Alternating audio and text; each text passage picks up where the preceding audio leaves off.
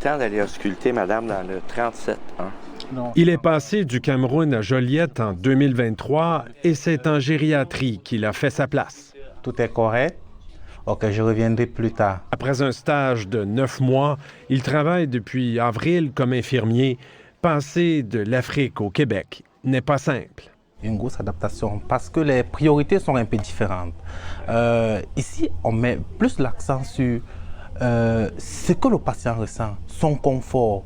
Est-ce qu'il est confortable? C'est un peu différent chez nous parce qu'il y a plusieurs problématiques et on se limite sur l'essentiel.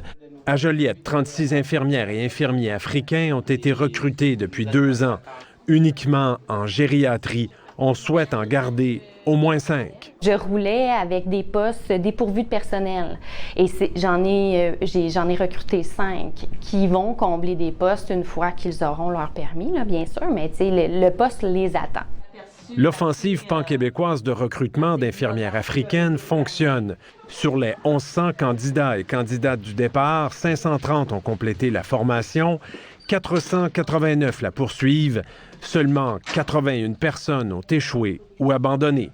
87 % de ceux et celles qui ont passé l'examen de l'Ordre des infirmières l'ont réussi, un taux de réussite plus élevé que chez les infirmières formées au Québec. On a beaucoup à apprendre d'eux.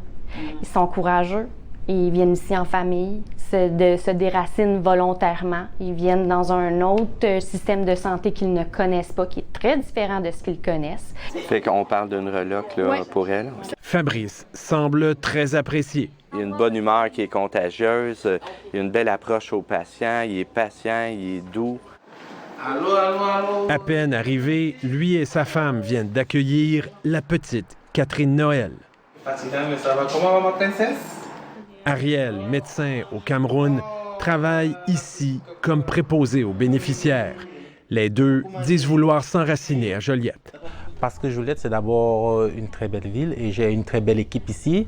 Je me sens à l'aise à travailler ici. Donc, je ne pense pas vraiment me déplacer pour la métropole de Montréal. Vu le succès du programme, Québec relance le recrutement d'infirmières à l'étranger dès janvier. Ici David Gentile, Radio-Canada, Joliette.